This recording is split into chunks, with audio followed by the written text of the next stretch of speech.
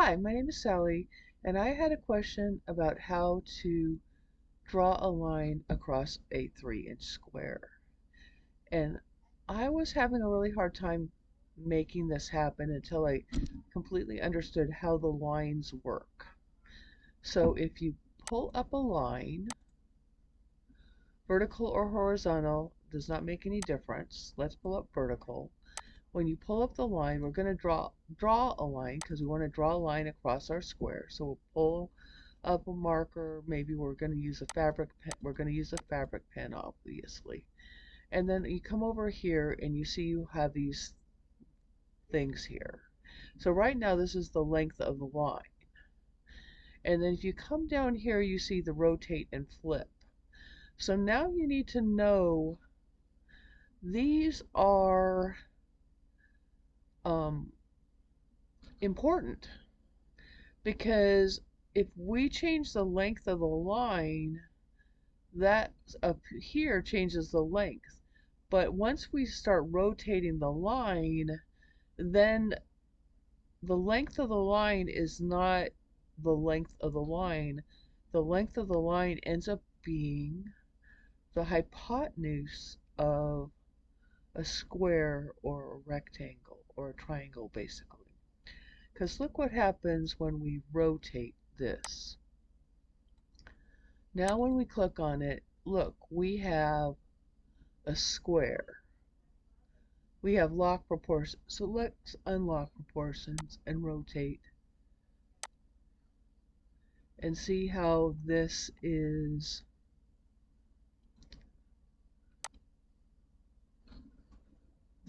changing these sides. And that changes the length, but the length is based on the sides of this rectangle.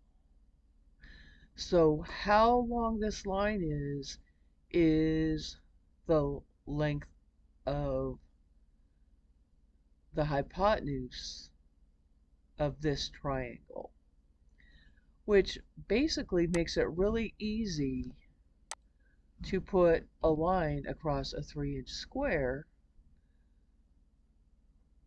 because once we bring up a vertical line, now we know we want to leave proportions locked.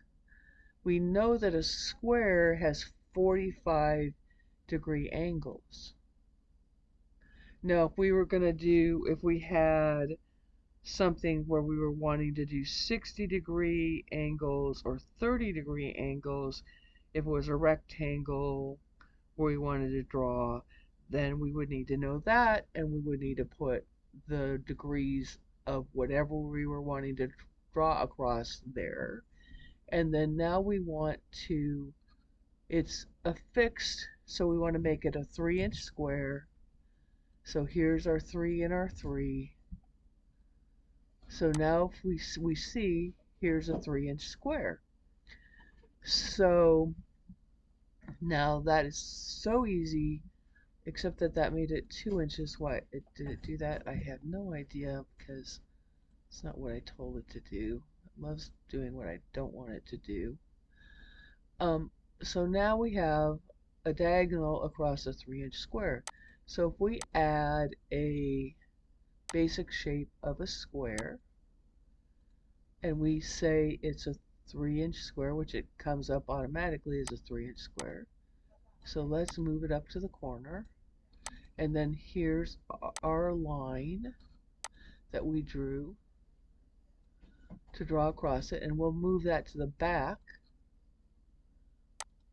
It said move to back. There it is. So now if we're going to go to the machine, if we're going to multiply it, well, I would want to group these. Group. And now I could multiply them, how many ever I wanted to draw. And then I could cut them. So now I could cut 9 squares and draw lines across those 9 squares as easily as that. and you can do that on how whatever you want to do. You just have to remember that you need to know what the sides of your triangle are for the square that you want to draw across. So you don't need to know the length of this line, you need to know the sides of the triangle. Because if you go back here, you need to know that that line is from here to here.